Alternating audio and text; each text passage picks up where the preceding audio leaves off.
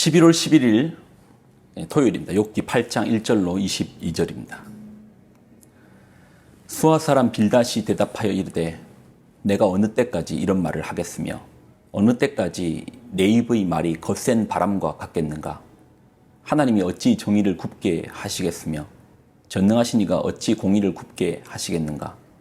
내 자녀들이 주께 죄를 지었으므로 주께서 그들을 그 죄에 버려 두셨나니 내가 만일 하나님을 찾으며 전능하신 이에게 간구하고 또 청결하고 정직하면 반드시 너를 돌보시고 내 의로운 처소를 평안하게 하실 것이라.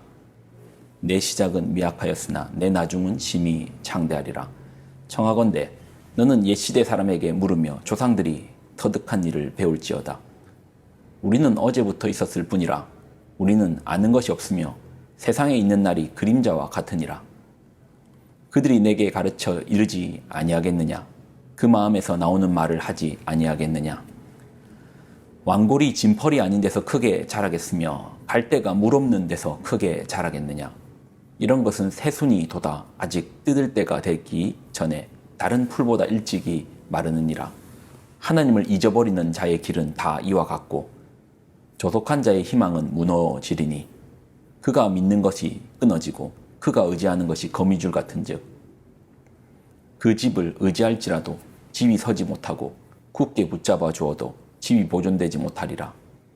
그는 햇빛을 받고 물이 올라 그 가지가 동산에 뻗으며 그 뿌리가 돌무더기에 서리어서 돌 가운데로 들어갔을지라도 그곳에서 뽑히면 그 자리도 모르는 채하고 이르기를 내가 너를 보지 못하였다 하리니 그 길의 기쁨은 이와 같고 그 후에 다른 것이 흙에서 나리라.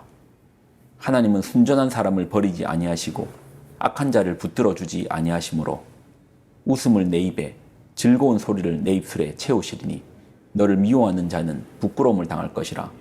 악인의 장막은 없어지리라. 아멘. 기도하겠습니다. 하나님, 욥기를 통하여서 이 나라는 실존을 기억하게 하여 주시고 우리의 연약함을 또 우리가 붙들고 있는 틀들을 깨는 시간으로 채워 주옵소서. 영광을 드립니다. 예수님의 이름으로 기도드립나이다. 아멘. 욥기를 나누고 있습니다. 욥기가 어려운 것은 우리가 지금까지 가지고 있던 기본 틀이 깨지는 시간이 욥기입니다. 우리가 지금까지 가지고 있던 신앙의 틀 중에 죄인을 벌하시는 하나님이라는 틀로 사실 맞죠. 하나님께서 죄인을 벌하시고 의인에게 상 주시는 하나님이십니다. 그런데 욥기에 보면은 죄인을 벌하시는 하나님이라는 틀로 엘리바스가 욥의 고난을 지적합니다. 그런데 하나님께서 이 엘리바스의 말에 손을 들어주시는 것이 아니고 나중에 보면 그 친구들 틀렸다라는 겁니다. 그리고 욥을 향하여서 오히려 욥의 용서를 통해서만 그들이 회복을 얻게 되는 지경까지 만들어주시는 겁니다. 일반적인 상황으로는 욥의 친구들의 말이 맞죠.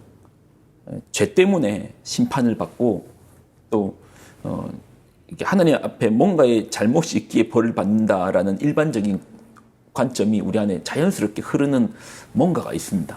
이게 나랑은 상관없다 싶지만 아닙니다. 우리가 이제 교회 안에서 사람들이 자신의 연약함을 함부로 잘 말 못해요. 여러분 느끼지 않으십니까? 그러니까 나의 좋은 모습만 보이려고 애를 씁니다. 왜 그런가? 그 이유는 뭔가 나의 연약함과 약함을 말하면 당신의 죄 때문이다. 죄 때문이다. 기도를 안 해서 그렇다. 예배를 제대로 안 드려서 그렇다. 오히려 그 말 듣기가 더 싫은 거예요. 그런 관점을 어떻게 보면 좀 뛰어넘는 더 깊은 단계로 욥기가 전해지는 것이죠. 그러니까 우리가 지금까지 가지고 있었던 기본적인 틀보다 조금 더 깊은 단계의 이야기가 욥기의 내용입니다. 틀을 깨는 영역이 있습니다. 지금까지 우리 영역에서는 죄가 있기 때문에 심판을 받는다. 그렇지만 우리가 인생사에서 보면 알겠지만 의인의 고난이 선지자들이 그렇게 하나님 앞에 왜 의인이 고난받습니까? 왜 죄인이 형통합니까? 하나님 앞에 수없이 질문했던 것들을 오늘 욥기에서도 우리가 볼 수 있더라는 겁니다. 만약에요, 죄인이 벌을 받고 의인이 상만 받는 구조로 사회가 돌아간다면 누가 하나님 안 믿겠습니까? 그렇죠. 근데 만약에 그런 하나님만 쫓아간다면 얕을 수밖에 없죠. 하나님이라는 존재를 향하여 우리가 나가기보다는 지금 내 눈앞에 있는 상이냐 벌이냐라는 이 상황을 놓고 하나님을 쫓아가게 돼 있습니다. 그러니 이것을 넘어서 하나님의 그 존재적으로 나아가고 나의 존재가 폭로되고 하나님의 실제를 향하여 더 나아가는 그런 부분에서 오는 고난. 그러니까 우리의 그 고난이 내가 했던 행동에 따라서 벌이 오고 상이 오고를 넘어서 신앙적인 실존의 문제를 가지고 또 신앙적인 이유를 가지고 고난을 받는 요의 부분이 있더라는 겁니다. 지금 우리가 가지고 있는 기본적인 어떤 틀이 조금 깨지는 부분이 있어서 욥기가 어렵습니다. 욥기를 보면 욥이 지금 당하고 있는 고난이 욥으로부터 출발되는 게 아니에요. 보통 우리의 고난은 내가 잘못했거나 공부를 하지 않았다든가 태만했다든가 게을렀다든가 여기에서부터 출발되는, 그래서 변명할 틈도 없죠. 내 잘못, 내 탓이오가 되는데 욥은 아닌 거예요. 하나님 앞에 의롭게 살아왔는데 당하는 고난이 있더라는 겁니다. 그렇지만 엘리바스는, 앞에서는 이제 엘리바스는 본인이 가지고 있는 그 틀만 가지고 네가 뭔가 잘못이 있으니까 지금 벌 받는 거야. 잘 생각해봐. 뭐 잘못한 게 있겠지. 까닭 없이 벌 받겠어? 그 틀 속에 욥을 집어넣는 겁니다. 그래서 우리가 욥기를 바라볼 때 이제 그 틀을 좀 깰 필요가 있습니다. 욥이 계속 분노하는 게 내 고통 좀 알아봐 달라 하소연하는데, 하소연을 하면 할수록 친구들은 들어주지 않고, 그러니까 나중에 그 분노가 하나님께 향하는 거예요. 그게 이제 어제의 본문이었고, 이를 들었던 소발이, 엘리바스, 소발, 이제 두 번째 친구가 나왔죠. 이 소발이 욥의 말을 듣고 이런 얘기를 합니다. 내가 어느 때까지 이런 말을 하겠으며 어느 때까지 내 입의 말이 거센 바람과 같겠는가. 하나님이 어찌 정의를 굽게 하겠으며 전능하신 이가 어찌 공의를 굽게 하시겠는가. 내 자녀들이 주께 죄를 지었으므로 주께서 그들을 그 죄에 버려주셨나니 내가 만일 하나님을 찾으면 전능하신 이에게 간구하고 또 청결하고 정직하면 반드시 너를 돌보시고 내 의로운 초소를 평안하게 하실 것이라. 네 자녀들이 잘못했기 때문에 하나님께 그 죄에 대한 값으로 벌 받은 거 아니냐. 소발의 말이 틀렸습니까? 우리가 지금까지 가지고 있던 틀 속에는 맞아요. 그런데 욥기에는 그 너머의 깊이가 있습니다. 신앙의 성숙을 위하여서 신앙이 하나님 앞에 점검되고 발견되는 신앙 자체, 다른 어떤 외적 차원이 아니고 신앙 자체의 어떤 깊이 속에서 이런 고난도 있더라는 겁니다. 연단을 향한 고난. 그렇지만 여전히 우리는 죄라는 틀 속에 욥을 가두려고 하죠.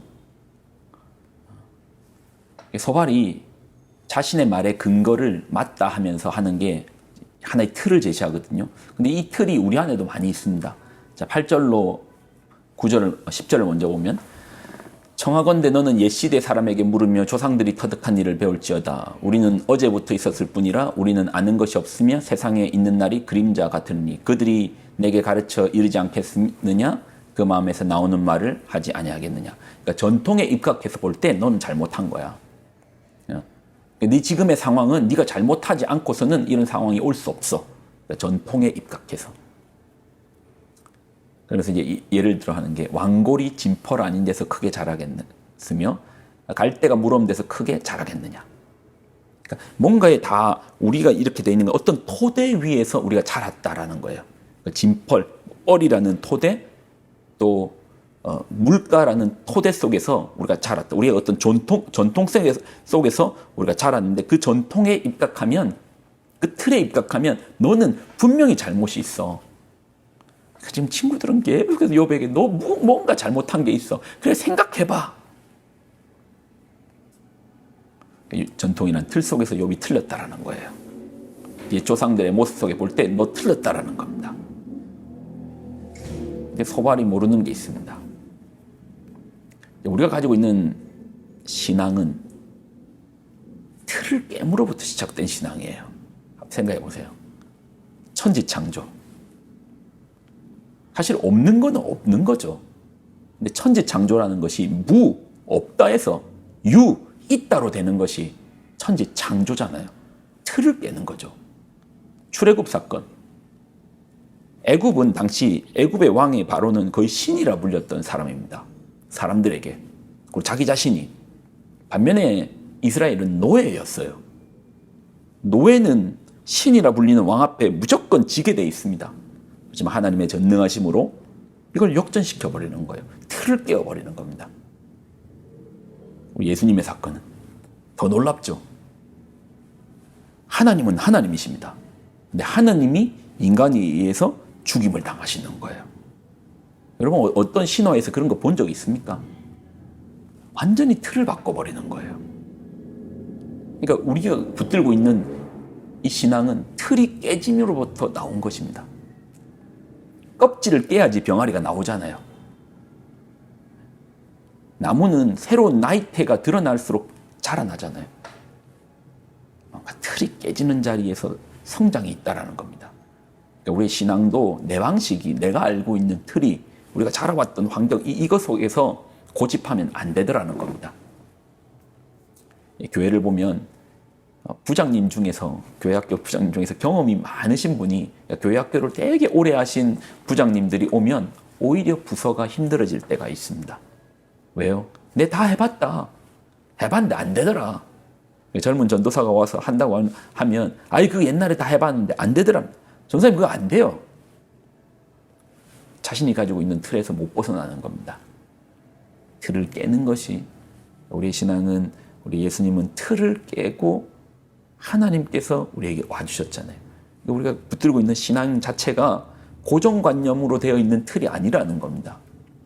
우리는 계속 내가 알고 있는 신앙이 전부야. 내가 믿고 있는 신앙이 전부야 하고 사람들로 하여금 너 틀렸어. 옛날부터 우리 이렇게 해왔어. 틀 속에 가둡니다. 신앙은 그런 게 아니죠. 틀이 깨어집니다. 끊임없이 우리는 겸손함과 낮아짐과 나 자신이 깨어지고 낮아지고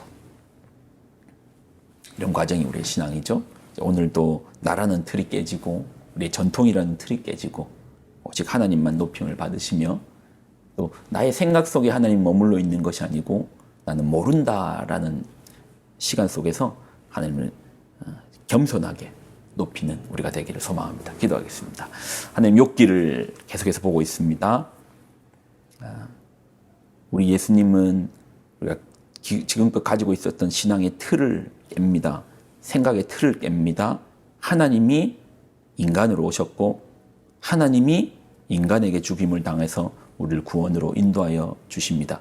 우리가 믿고 있는 신앙이 그렇습니다. 그런데 우리는 내가 알고 있는 게 전부야 라고 하고 누군가를 향해 틀렸어 라고 정죄합니다. 하나님 이러한 우리의 틀에 갇혀 있는 부분에서 영안이 열리게 하여 주시고 눈이 들려서서 더 넓은 곳, 더 깊은 곳을 바라보게 하여 주옵소서. 영광을 드립니다. 예수님의 이름으로 기도드립나이다. 아멘.